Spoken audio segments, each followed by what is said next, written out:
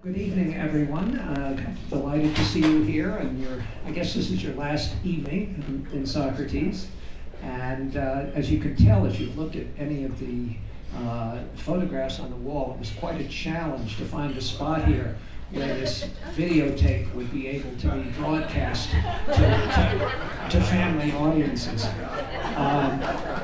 I'm Elliot Gerson, and you all, of course, know Robin Wright. Many of you have gotten to know her quite well over the last few days.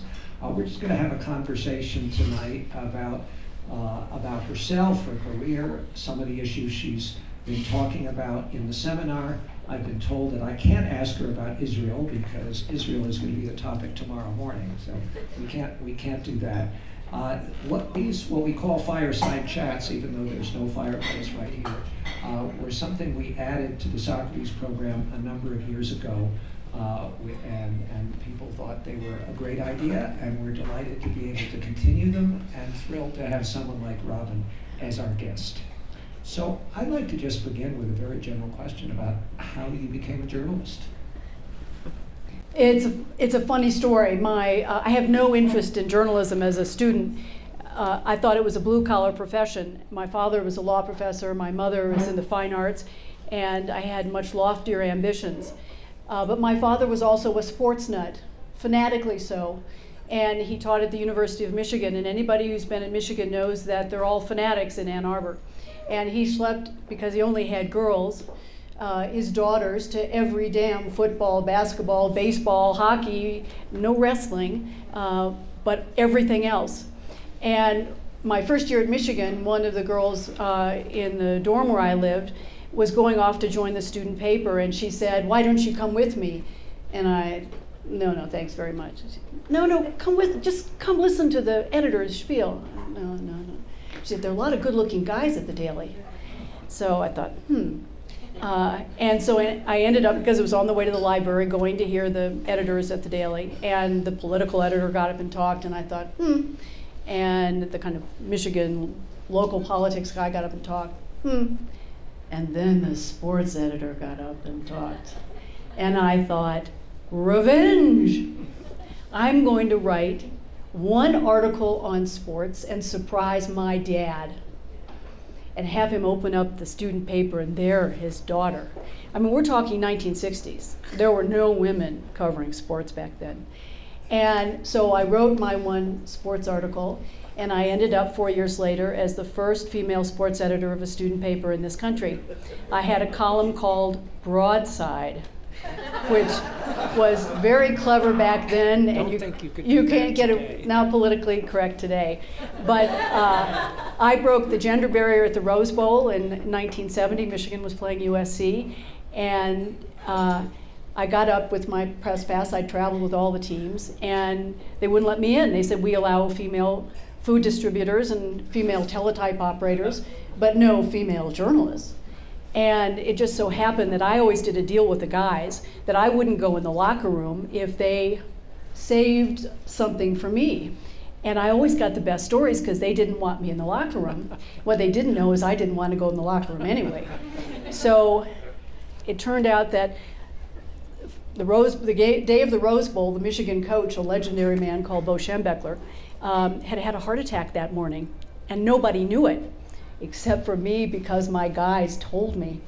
So I sent a little message into the press box, and I said, "I have the story of the day, but alas, I can't share it with you because they won't let me in."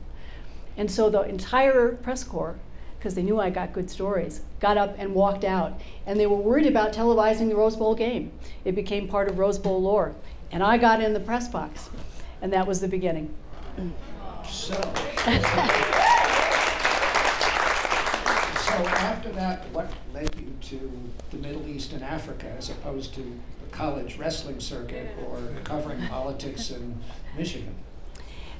You know, I always was interested in the world, and my dad did a sabbatical in Europe. He was writing a series of books with the ministers of what was then the Common Market at a time in the early 60s for the newly independent countries that were end of empires, and talking about creating legal systems and how to use tax laws to pay for development, and so he dumped us in a school in Switzerland, and I had this extraordinary experience of, I was during the Eichmann trial. There was a daughter of a Israeli cabinet minister and the daughter of a Lebanese member of the cabinet, and they were sitting listening to this big old BBC, listening to the trial of Adolf Eichmann, you know, and I became riveted by the Middle East. I also had a kid in my class named Phineas from Nigeria, and you know, we were taught so little back then about Africa. You know, it was a continent, you know, and that's about all you needed to know. And I asked him, you know, what kind of house he lived in. And he looked at me with a twinkle in his eye and he said, a tree house. So in my wisdom at 13, I said to him, and what about the facilities? And he said, oh, well, we use the bush. And I thought about that a little bit more. And I said, that must be very inconvenient. And he said, no, we use the lift, the elevator. He was taking the piss out of me, as the Brits say. And I vowed never to be ignorant about Africa again. And I ended up spending 7 years in Africa. So you've had an absolutely remarkable career, and you've interviewed some of the most extraordinary, and in the eyes of many people in the West, evil people, from Idi Amin to Muammar Gaddafi, Yasser Arafat. You've been on the front lines with leaders of ISIS. You knew the Shah of Iran. Just tell us a little bit about our stereotypes of these people, whether we misunderstood them, and you don't necessarily have to talk about all of them, but a few of them, whether we misunderstood them, what motivated them. Just tell us a little bit about that remarkable range of people that you spoke to. Well, I interviewed Gaddafi several times, and the first time in 1980, and the one thing that struck me the most about him is that he was wearing higher heels than I was. And you knew that there was something a little bit off about the man, because he was very articulate, very shrewd. Remember, he took over a country at the age of 27. He was the son of a sheep herder. But he sat there talking to me in this tent in the middle of Azizia military barracks in Tripoli, and his feet were going like this, and the back and forth with his eyeglasses, and he became so riveted in this frenetic movement that it was hard to concentrate on what he was saying. One of the most interesting people I've interviewed, spent an evening with, is the leader of Hezbollah, Hassan Nasrallah. And here's a guy who is incredibly charismatic. You really understand the appeal of people in Lebanon, not just among the Shiites. This is a guy who speaks with a lisp, and which endears him to many people because he has no qualms about speaking publicly, passionately. But I asked him why he became a cleric, and he told me the story of when he was 9 years old, and he would take his grandmother's black shawl and wrap it around his head and make his family pray behind him. And listening to so many of the bad boys of my lifetime, Idi Amin, who at that point had he was nuts anyway, but he also had syphilis, and which had medical impact on his brain. But so many of them, at the end of the day, wanted to tell their stories, and I found that they would talk to me for hours, even when their aides, like in the case of Hezbollah, would come and say, he's got to go. It was close to midnight, and he just wanted to talk. And he was telling me the stories of spending Easter weekends with the Christian family that lived next door to his family in East Beirut when they came from the south, and how he still, until 2006 in the war with Israel, went back every Easter to have brunch with them. The human component is really quite interesting in understanding the psyche and why we get to where we are and why they become leaders. And in this country, you've known every Secretary of State since Kissinger, every president since Carter. the Aspen Institute studies leadership. Do you want to just share impressions of where you saw particularly strong leadership in American secretaries of state and presidents, and perhaps not so strong? No. Well, I live in Washington, and I say they can all have each other. And I try to be as apolitical as I can. Even though my father once said to me, I could bring home a man of any race and any religion, but I was never to bring home a Republican. And so my mischievous friends were always fixing me up with Republicans, including once George W. Bush.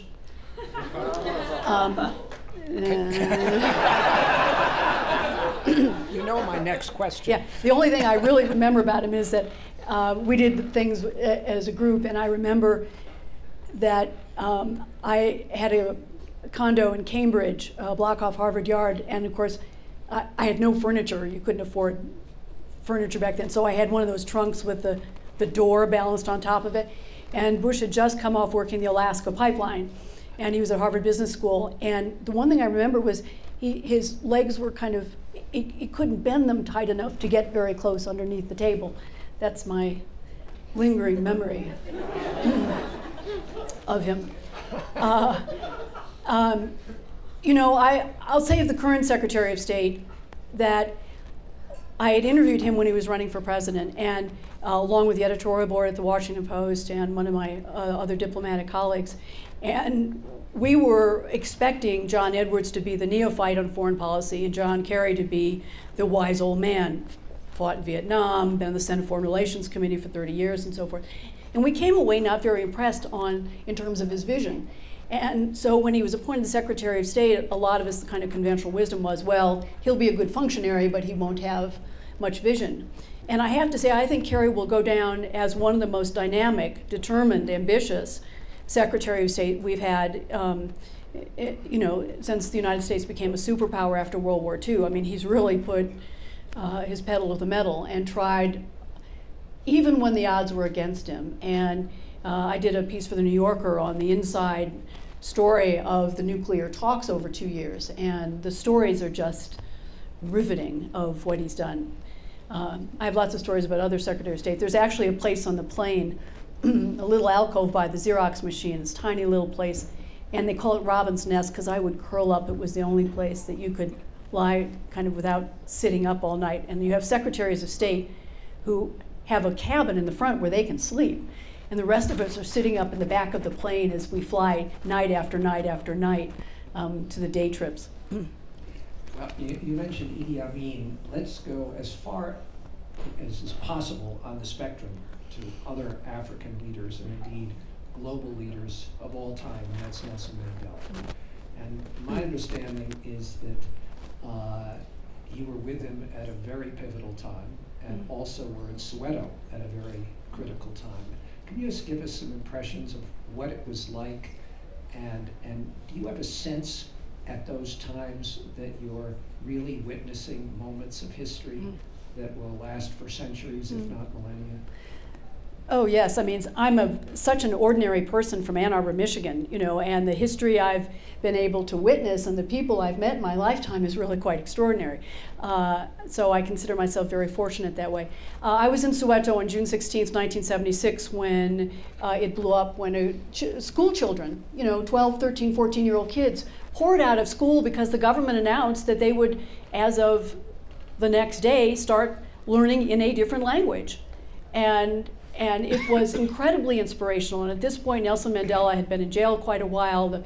The kind of elite in the African National Congress had all been arrested or gone into exile, and there really was no public movement. This was, you know, it was an exile movement by and large, or underground, that you couldn't taste or feel. And so when the kids poured out of the schools, and I went out there, and to watch these little kids in their little school uniforms. The first boy to die was a 12-year-old named Hector Peterson. And, you know, and I spent, as I said, I spent 7 years doing all the wars in Africa, but I did 18 months of the whole black mass black movement that was the bookend that started what then opened the way 14 plus years later for Nelson Mandela's walk to freedom.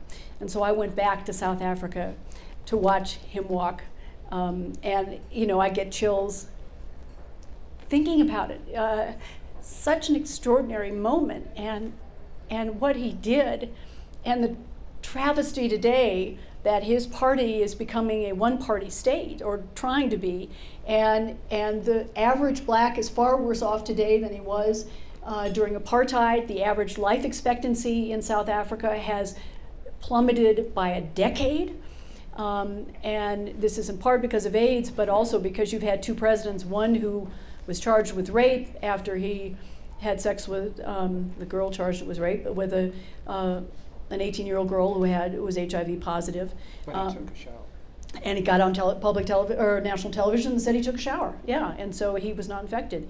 And Thabo Mbeki, who preceded him, this is Jacob Zuma, the current, and Thabo Mbeki before that, who denied that there was an AIDS and propagated the rumor that if you had sex with a white woman, AIDS would disappear, and the incidences of rape were, you know, kind of electrifying. So it was. And I want to tell you one little personal story. I know we're running out of time, but one of the benefits of witnessing these moments in history was when I went back when Mandela walked to freedom. I wanted to do a story about the three people who were pictured that first day of the Soweto uprising, when Hector's body was picked up by a teenager, a larger, taller kid who could carry him because there was one hospital for 1 million people in Soweto. And his sister, who was screaming with her hands in the air like this. And the picture made the front pages of newspapers around the world and ended up on the walls of the United Nations. And so I wanted to go back when Mandela walked to freedom to find out what had happened to the bookend, what had started the uprising. And so I went to Hector's grave, and it had been on the outskirts. I had, when I left South Africa, and now of course it was in the inside, and you know, so many people had died in their intervening years. And the grave had been desecrated by whites angry about Mandela walking freedom and what was going to be the end of apartheid. And then I looked for the young man who picked him up, and he had been forced because of police harassment to he went underground, then he fled to Botswana, and the South Africans had quite a presence in Botswana, so he then fled to Nigeria, further north, where he didn't have a job, didn't have family, and he became ill and died because of his, no good deed goes unpunished. And then I found his sister. And his sister was so eloquent about her brother's death. She had married and she had 2 children, and the first one she named Hector after her her brother. And she reflected on this transformation and how his death had not been in vain, and the magnanimity which you saw reflected in Nelson Mandela's attitude, and how she worked with whites and she was promoting peace and so forth. So I wrote this piece, and one of the readers called and said, I want to contribute to helping build a new grave for Hector. And so we made arrangements, and we got not just a grave, but a memorial for him and so forth. So I went back 4 years later with, I think it was Warren Christopher. We went down to see Mandela, and I thought on a fluke I'd go back and see if I could find the sister and take a look at the memorial. And I knocked on her door. They still didn't have phones there, and she was there, and she answered. And I said, I don't know whether you remember me. And before I could finish, she said, remember you? I've been waiting for you. And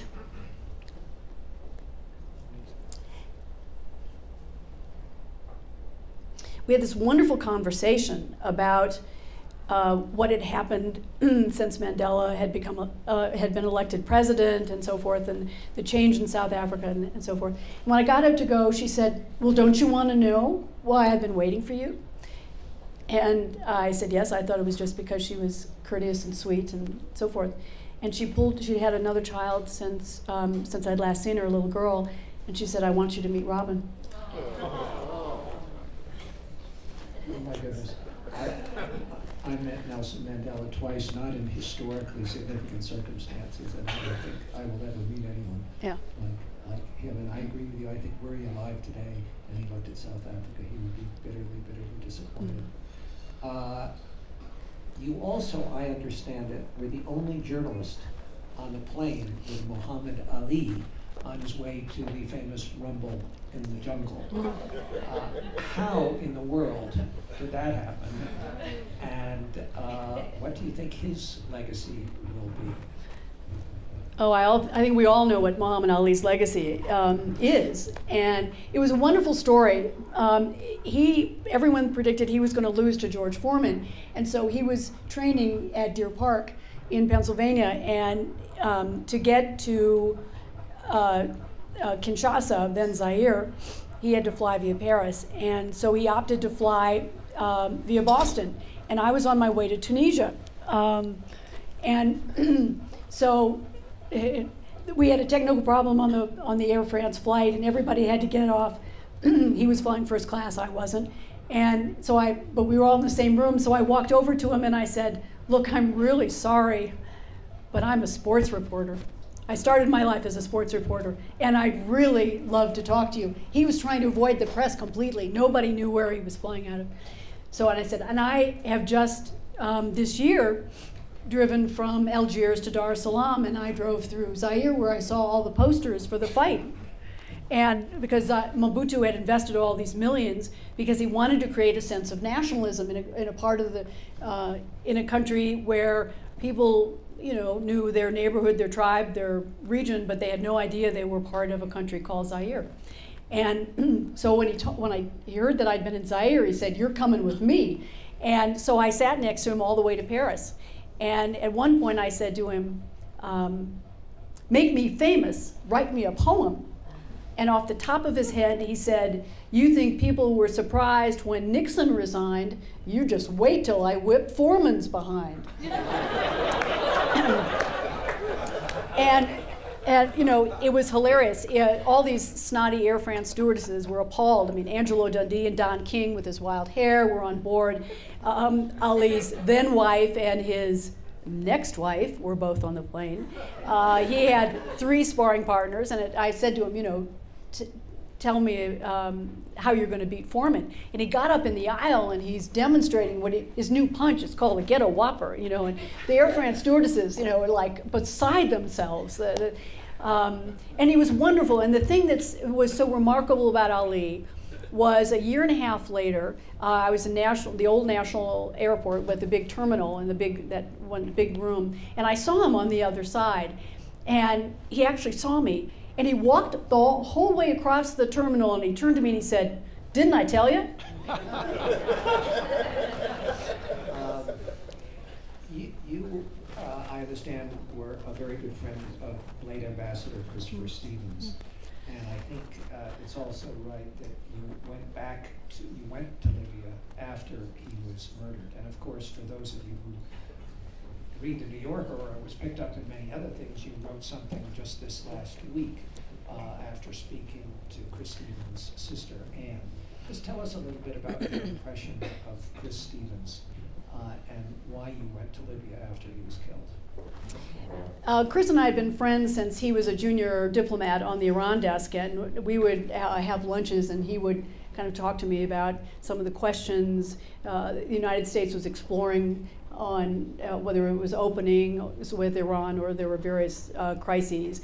And Chris rose very quickly through the diplomatic corps. He was posted in Damascus, in Riyadh, in Jerusalem, in Cairo, and he was always, he spoke flawless Arabic, he learned the local dialects. He was much beloved wherever he went, and he was the guy at a time that you were beginning to see the attacks on American embassies, American military facilities around the world, who would still go out and walk the streets and get to know the people and sit in the diwaniyas, or the kind of lounges of Arab leaders. He was remarkable. There was a point of tension between the Israelis and the Palestinians at a kind of checkpoint in Jerusalem, and he went out to see with one of his locals. Went out to see what was happening, and of course he shouldn't have, but he did, and he did something wonderful. Jerusalem had one of its rare snows, and so he picked up some snow, he made snowballs, and they started having a snowball fight with his the young officer he'd brought with him. And then the Palestinians got involved, and the Israelis, and it was this snowball fight. And he was wonderful at understanding how you diffuse tension, and he did it over and over and over. So he invited me to his swearing in when he was named ambassador to Libya. And here he was a guy who'd already spent 2 tough tours in Libya, but he really believed in the power of American diplomacy and making a difference and knowing the culture you're going to and the language. And he'd spent a year in Benghazi during when the U.S. and its allies, the NATO, was bombing, and he was a target of Gaddafi's goons. He'd been posted in Tripoli as well as on another long tour, and he agreed to go back for a 3rd time. And so when his swearing in, he said, "Please come visit, and we'll make it happen." And so we were emailing back and forth. I'd planned a trip for October 2012 and so forth. And a week before Benghazi and the attack, we emailed, and I was making preparations to go in October. And then then there was the attack, and I remember going to bed that night, and when there was a late bulletin that there'd been an attack and that an American had died in Benghazi, and I very selfishly thought, oh good, it's not Chris, he's in Tripoli. And of course it was, and to wake up the next morning. And I decided, I'm going anyway. And what was so incredible was wherever I went, people had these great stories about Chris. One of the militia leaders said, I believed that we might actually return to normalcy when I would see Chris jogging by our militia headquarters in the morning. And he would go play tennis with the prime minister and then with the opposition. He lived and breathed his commitment, and in every possible way, in every minute of the day. And he was a huge, huge loss, what he could have done.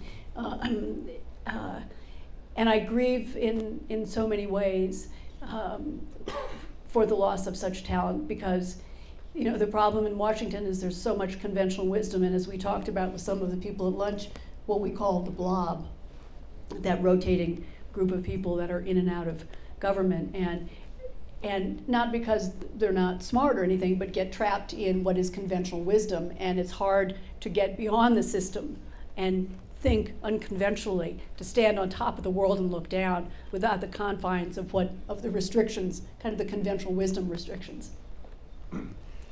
Actually, Melissa Ingber and I were in Morocco not that long ago, where Chris Stevens had been in the Peace Corps, yeah. And even all these years later, the love and affection that people have for him is absolutely extraordinary. And I think some of you know we now have a program at the Institute, the Christopher Stevens Initiative, and Melissa or I can tell you more about that. But why don't you, for those who haven't seen a New Yorker, why don't you tell us what Anne told you just the other day? Oh, so the family had asked me to give the first lecture in Chris's name right after he died. And I got to know them really well. And Anne had been talking for a long time about her deep bitterness about the way Chris's death and the Benghazi in general had been politicized in Washington. And she toyed with saying something. The family has been very quiet, not gotten involved, tried to stay away from it. And she just had enough. And so I was in Seattle giving a speech in February, I guess. And we had dinner together, and she said, I think I'm willing to talk. And so we have been talking, every couple of weeks since then about what she wanted to say. And the Sunday before the congressional reports came out, and we didn't know that they were coming out, there hadn't been an announcement, we spent half a day on the talking by Skype, and I got the guts of the interview. And then of course when the report came out, and her bottom line was, that she said, don't blame Hillary for Benghazi. Look at how much Congress appropriated for security, and that the budget had been cut back and it affected everything. And if you want to protect American diplomats, provide the resources to protect them, whether it's human or financial. Just a couple of other questions. You just mentioned security. I think you were arrested in Africa once. You may have been arrested more times than that. Journalists are killed regularly in parts of the world that you cover. How far are you willing to go to get a story? I have stories I can't tell you, but a long way. You know, the funny thing is, I'm afraid of elevators. I'm terrified to fly, and I actually took pilot's lessons just to try to get over my fear of flying. The fact that I'm here in Aspen is a tribute to the Aspen Institute, because I believe in their programs, because there's not much I'm actually willing to do unless it's interesting, if it involves flying. My mother, in 1977, I won an award for the best reporting in any medium requiring exceptional courage and initiative. And I was in Africa covering the Angolan War. And my mother went to New York to accept it in front of all the evening news anchors and the editors of all the big papers. She got up on stage and said that she was delighted to accept this award, but she was really surprised because I had been so afraid of everything as a child that she had to pay the neighbor boy to walk me to school until I was in the 6th grade. Well, one of my friends, a guy, Andy Nagorski, who worked at Newsweek at the time, wrote me and told me the story. My mother had never told me that. And I always thought the boy next door had a little crush on me. It was really heartbreaking, you know. I told a couple of people the story. The reason I went to jail in Angola, which was my first big imprisonment, was because I always believe in going to the other side of a war. I don't embed with Americans. My dad gave me a wonderful piece of advice, as he gave his students the same advice. Stand on top of the world and look down at any issue to understand it. Get away from what your own instincts and your own experience is. Really look at it from the top. And so I always went to the other side. And in the Angola Civil War, there were 2 pro-American side, and then there was the Marxist government in Luanda that took over during independence in 1976, and I was there for independence, covering the Civil War and so forth. So I decided to also go to the other sides after spending a lot of time with the Marxists, and I went to the north where a pro-American faction had hired a group of British mercenaries. And it was always hard. Nobody had gotten in with these guys. You had to go to Kinshasa and kind of cover it from there. And you know, I'm 5'1", and there were 106 members of the Foreign Press Corps in Africa, and 105 of them were boys. And I was always having to prove myself that a little girl could cover a war, cover Africa, cover foreign affairs, and so forth. So I decided to sit on the doorstep of the opposition movement that was working with the British mercenaries until they took me in. And day after day, night after night, I sat there. And finally the leader, I think out of just sheer exhaustion of seeing me every day, agreed to take me in. And when we got to into northern Angola, we had to fly in a little Cessna. I think I was nervous flying in big planes. You'd see me then.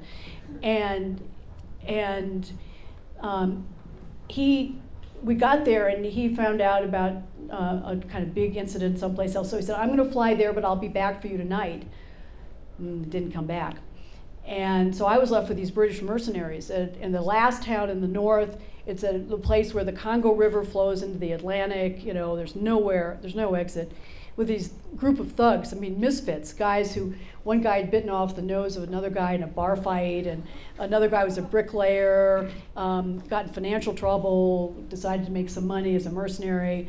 One didn't know that Angola, thought it was the capital of Zaire. I mean, you know, these were not mercenaries. And so I was there day after day after day after day, and then one day, the Cubans rolled in, and the only way out was this little tugboat that made the African Queen look like a luxury liner. And the whole town, there were 350 people in this town, everybody went down to the river trying to get on that little boat. And one of the mercenaries pulled me in. It was a tiny little cabin, but there was a terrible storm, and it was kind of out-of-body experience. And the weight of everybody trying to cling to the boat eventually capsized it. I went in the water. By that point, the Cubans were on the shore. They were firing at us. You know, people on both sides of me got hit, went down in pools of blood, and came up, floated up. I was in this sea of bodies, you know. And the mercenaries on the ground, finally, on the dock, finally pulled the boat upright, and I got pulled in. And out of 350 people in that town, 22 of us made it out alive. And several of the mercenaries were also captured, and they then went on trial, and the Angolans wanted to make mercenarism the issue, not just these mercenaries. And I decided to go back and cover the trial. And they gave me a visa and everything, but when I got there, they decided they wanted me to testify. And I said, I can't do that as a journalist. I'm an observer, not a participant in your conflict. And you're welcome to use all my articles and everything that's on public record. And that wasn't good enough for them. So they came for me and arrested me. One last question. Instead of talking about the past and your experiences, I'm going to ask you to look into your crystal ball, and particularly related to Iran, where you probably had more experience than any American reporter. And we spoke a little bit this morning about this remarkable younger generation, sort of millennials in Iran, and the chasm that exists between them and essentially their grandparents' generation. When are we going to see the influence of that younger generation and their current attitudes? Or are we going to see it? Yeah, I think we already have. We saw in the election of President Rouhani in 2013, it was the young. I told my seminar this morning the incredible story that Iran has the largest disproportionate baby boom generation in the world. The clerics after the revolution called on women to breed an Islamic generation, and boy did they. And the population almost doubled from 34 million to 62 million in a decade. And the clerics then realized, oops, we have to feed, clothe, house, educate, employ, and house all these people. The average family had more than 6 children. And so it was the moment that the government of God plummeted to earth. And the Iranians introduced a family planning program that was the most ambitious and effective program in the world. They won the UN highest award for a non-coercive family planning. Everything was free. Norplant, the pill, tubal ligation, vasectomy, you name it. There was a big water tower in Tehran that had a sign in English and Farsi, vasectomy clinic here.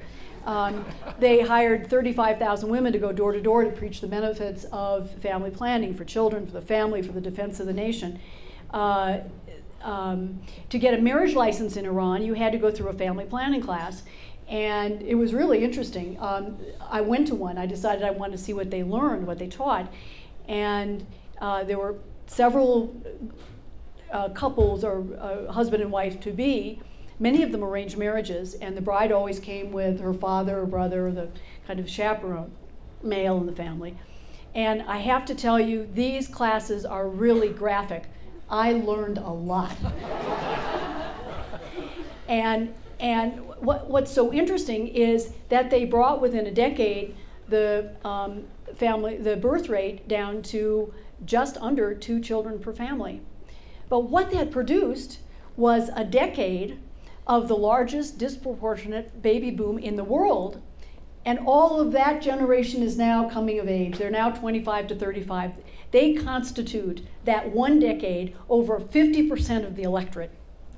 And they are young, they are connected, they understand what's happening elsewhere in the world, they're on Twitter, I mean, the engagement is extraordinary. And the innovation is amazing. You know, and we have this image of Iran as this revolutionary society. And one of the interesting things is the revolutionaries are now dying out, and they're concerned with perpetuating or losing everything, basically, because of the young generation. And so as a result, they've done some accommodating. There are, I went to see Huckleberry Finn performed in Tehran. You know, they're in Farsi? Or in Farsi, yeah. I saw Les Mis in Farsi. You know, they have the Charlie Chaplin Theater, and you know, the little tramp, you know, drawn on the outside. This is a society that is incredibly dynamic, and has had to deal, particularly during, as a result of sanctions, with diversifying their economy, being more self-sufficient. It's a fascinating place, and I think the interesting thing is that one baby boom generation is going to determine everything that happens in Iran for the next 40 years, because that's the life cycle, and they are going to be the largest proportion until they, like my generation, the baby boom, until they die. And so it's very interesting that the revolutionaries bred a generation that may be their own undoing. Robin, thank you very much. Thank you.